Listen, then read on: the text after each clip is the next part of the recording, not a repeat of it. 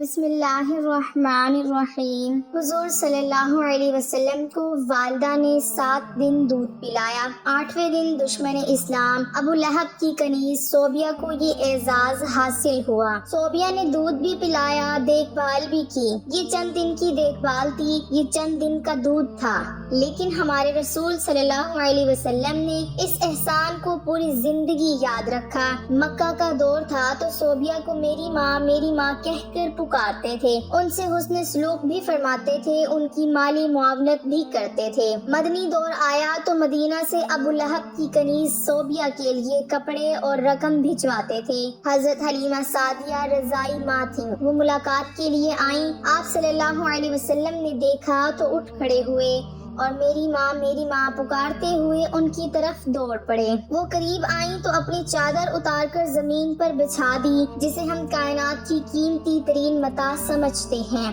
اپنی رضائی ماں کو اس پر بٹھایا، غور سے ان کی بات سنی اور ان کی تمام حاجتیں پوری فرما دیں۔ فتح مکہ کے وقت حضرت حلیمہ کی بہن کی خدمت میں حاضر ہوئے، ماں کے بارے میں پوچھا، بتایا گیا وہ انتقال فرما چکی ہیں۔ رسول اللہ صلی اللہ علیہ وسلم کی آنکھوں میں آنسو آ گئے، روتے جاتے تھے اور حضرت حلیمہ کو یاد کرتے جاتے تھے۔ رضائی خالہ کو لباس، سواری اور 100 درہم عنایت کیے۔ رضائی بہن شیمہ غزوہ حنین کے قیدیوں میں شریک تھی، پتہ چلا تو انہیں بلایا، اپنی چادر بچھا کر بٹھایا، اپنے ہاں قیام کی دعوت دی۔ حضرت شیمہ نے اپنے قبیلے میں واپس جانے کی خواہش ظاہر کی۔ رضائی بہن کو غلام، لونڈی اور بکریاں دے کر رخصت کر دیا۔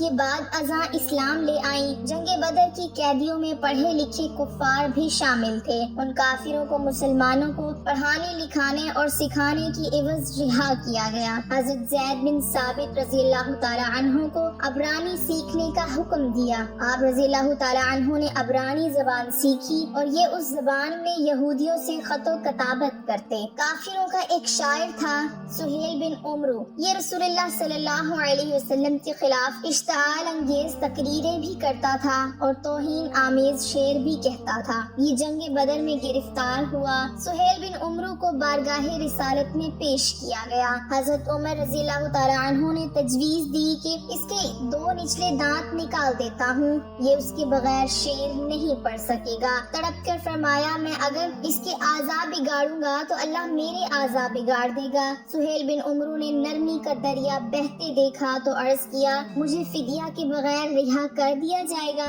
اس سے پوچھا گیا، کیوں؟ سہیل بن عمرو نے جواب دیا، میری 5 بیٹیاں ہیں، میرے علاوہ ان کا کوئی سہارا نہیں۔ رحمت للعالمین صلی اللہ علیہ وسلم کی غیرت نے گوارا نہ کیا یہ 5 بچیوں کے کفیل کو قید میں رکھیں یا پھر اس کے 2 دانت توڑ دیں۔ غزوہ خندق کا واقعہ ملاحظہ کیجئے۔ عمرو بن عبد مشرک بھی تھا، ظالم بھی، اور کفار کی طرف سے مدینے پر حملہ آور بھی۔ جنگ کے دوران عمرو بن عبد مارا گیا، اس کی لاش تڑپ کر خندق میں گر گئی۔ اس کی لاش نکالنا چاہتے تھے لیکن انہیں خطرہ تھا، مسلمان ان پر تیر برسا دیں گے۔ کفار نے اپنا سفیر بھجوایا، سفیر نے لاش نکالنے کے عوض 10,000 دینار دینے کی پیشکش کی۔ رحمت للعالمین صلی اللہ علیہ وسلم نے فرمایا، میں مردہ فروش نہیں ہوں، ہم لاشوں کا سودا نہیں کرتے، یہ ہمارے لیے جائز نہیں۔ کفار کو عمرو بن عبد کی لاش اٹھانے کی اجازت دے دی۔ خیبر کا قلعہ فتح ہوا تو یہودیوں کی عبادت گاہوں میں تورات کے نسخے پڑے تھے۔ تورات کے سارے نسخے اکٹھے کروائے اور نہایت ادب کے ساتھ یہ نسخے یہودیوں کو پہنچا دیے، اور خیبر سے واپسی پر فجر کی نماز کے لیے جگانے کی ذمہ داری حضرت بلال رضی اللہ تعالی عنہ کو سونپی گئی۔ حضرت بلال رضی اللہ تعالی عنہ کی آنکھ لگ گئی،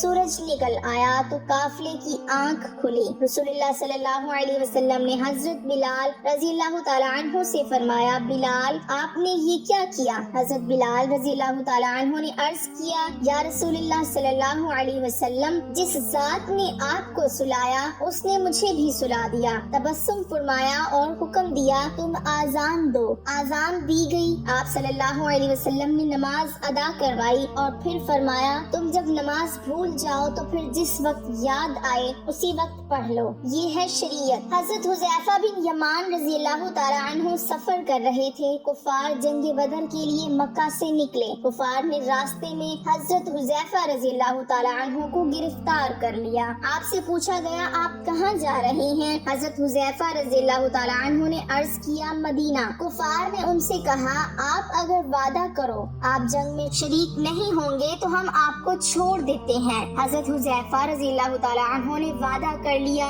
یہ اس کے بعد سیدھے مسلمانوں کے لشکر میں پہنچ گئے۔ مسلمانوں کو اس وقت مجاہدین کی ضرورت بھی تھی، جانوروں کی بھی اور ہتھیاروں کی بھی، لیکن جب حضرت حذیفہ رضی اللہ تعالی عنہ کے وعدے کے بارے میں علم ہوا تو مدینہ بھجوا دیا گیا اور فرمایا ہم کافروں سے معاہدے پورے کرتے ہیں اور ان کے مقابلے میں صرف اللہ تعالیٰ سے مدد چاہتے ہیں۔ نجران کے عیسائیوں کا 14 رکنی وفد مدینہ منورہ آیا۔ رسول اللہ صلی اللہ علیہ وسلم نے عیسائی پادریوں کو نہ صرف ان کے روایتی لباس میں قبول فرمایا بلکہ انہیں مسجد نبوی صلی اللہ علیہ وسلم میں بھی ٹھہرایا اور انہیں ان کے عقیدے کے مطابق عبادت کرنے کی اجازت بھی دی۔ یہ عیسائی وفد جتنا عرصہ مدینے میں رہا یہ مسجد نبوی صلی اللہ علیہ وسلم میں مقیم رہا اور مشرق کی طرف منہ کر کے عبادت کرتا رہا۔ حضرت سعد بن عبادہ رضی اللہ تعالی عنہ نے فتح مکہ کے وقت مدنی ریاست کا جھنڈا اٹھا رکھا تھا۔ یہ مکہ میں داخل ہوتے وقت جذباتی ہو گئے اور انہوں نے ابو سفیان رضی اللہ تعالی عنہ سے فرمایا آج لڑائی کا دن ہے، آج کفار سے جی بھر کر انتقام لیا جائے۔ رحمت للعالمین صلی اللہ علیہ وسلم نے سنا تو ناراض ہو گئے اور حضرت سعد کے ہاتھ سے جھنڈا لیا، ان کے بیٹے قیس رضی اللہ تعالی عنہ کی سپرد کر دیا اور فرمایا نہیں آج لڑائی نہیں، رحمت اور معاف کرنے کا دن ہے۔ مدینہ میں تھے تو مکہ میں قحط پڑ گیا۔ مدینہ سے رقم جمع کی، خوراک اور کپڑے اکٹھے کیے اور یہ سامان بھجوا دیا اور ساتھ ہی اپنے اتحادی قبائل کو ہدایت کی کہ مکہ کے لوگوں پر برا وقت ہے، آپ لوگ ان سے تجارت ختم نہ کریں۔ مدینہ کے یہودی اکثر مسلمانوں سے یہ بحث چھیڑ دیتے تھے۔ سماسہ بن آسال نے رسول اللہ صلی اللہ علیہ وسلم کو قتل کرنے کا اعلان کر رکھا تھا، گرفتار ہو گیا، اسلام قبول کرنے کی دعوت دی، اس نے انکار کر دیا۔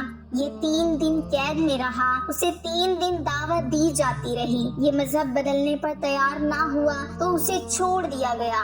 اس نے راستے میں غسل کیا، نیا لباس پہنا، آیا اور آپ صلی اللہ علیہ وسلم کے دست مبارک پر بیعت کر لی۔ ابو العاص بن ربیع رحمت للعالمین صلی اللہ علیہ وسلم کے داماد تھے۔ رسول اللہ صلی اللہ علیہ وسلم کی صاحبزادی حضرت زینب رضی اللہ تعالی عنہ ان کے عقد میں تھی۔ یہ کافر تھے، یہ تجارتی قافلے کے ساتھ شام سے واپس مکہ جا رہے تھے۔ مسلمانوں نے قافلے کا مال چھین لیا، یہ فرار ہو کر مدینہ آ گئے اور حضرت زینب رضی اللہ تعالی عنہ کے گھر پناہ لے لی۔ صاحبزادی مشورے کے لیے بارگاہ رسالت میں پیش ہو گئی۔ رسول اللہ صلی اللہ علیہ وسلم نے فرمایا ابو العاص کی رہائش کا اچھا بندوبست کرو مگر وہ تمہارے قریب نہ آئے کیونکہ تم اس کے لیے حلال نہیں ہو۔ حضرت زینب رضی اللہ تعالی عنہ نے عرض کیا کہ ابو العاص اپنا مال واپس لینے آیا ہے۔ مال چھیننے والوں کو بلایا اور فرمایا گیا یہ مال غنیمت ہے اور تم اس کی حقدار ہو، لیکن اگر تم مہربانی کر کے ابو العاص کا مال واپس کر دو تو اللہ تبارک و تعالی تمہیں اجر دے گا۔